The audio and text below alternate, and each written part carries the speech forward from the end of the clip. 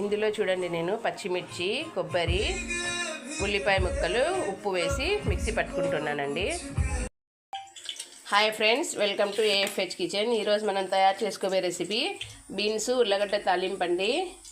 దీన్ని ఎలా తయారు చేసుకోవాలి, దీనికి కావాల్సిన పదార్థాలు నేను ముందుగానే బీన్స్ని అలాగే ఉల్లిపాయ ముక్కల్ని ఇలా కుక్ చేసి ఒక 2-3 స్పూన్స్కి కుక్ చేసుకున్నానండి.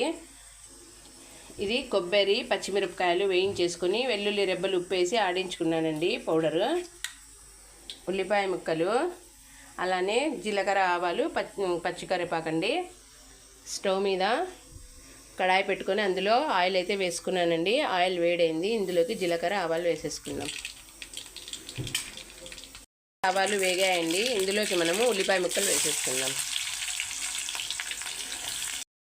ఉల్లిపాయ ముక్కలు వేసిన తర్వాత కరివేపాకు కూడా వేసేసుకొని ఒకసారి దీన్ని బాగా మిక్స్ చేసుకుందామండి.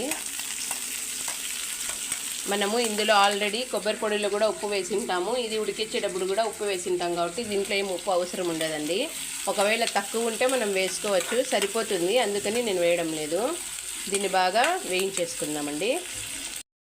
చూడండి ఉల్లిపాయలు ఏం చక్కగా వేగుతున్నాయో. ఇంకొంచెం వేగిన తర్వాత ఇందులోకి మనము బీన్స్ని, ఆలూని వేసేసుకుందామండి.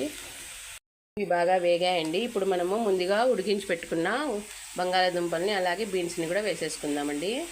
చూడండి ఇందులోకి వేసేసుకున్నాము. ఇప్పుడు ఇందులోకి మనము ముందుగా మిక్సీ పట్టుకున్న కొబ్బరి పొడిని కూడా వేసేసుకుంటున్నాను. వేసి దీన్నన్నింటిని బాగా మిక్స్ చేసుకుందామండి. స్టవ్ని అయితే లో ఫ్లేమ్లో పెట్టుకున్నాను.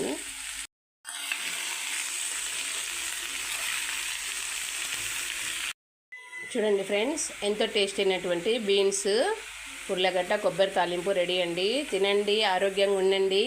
నా ఛానల్ని లైక్ చేయండి, షేర్ చేయండి, కామెంట్ పెట్టండి. ఎవరైతే సబ్స్క్రైబ్ చేసుకోలేదో వారు కూడా సబ్స్క్రైబ్ చేసుకోండి.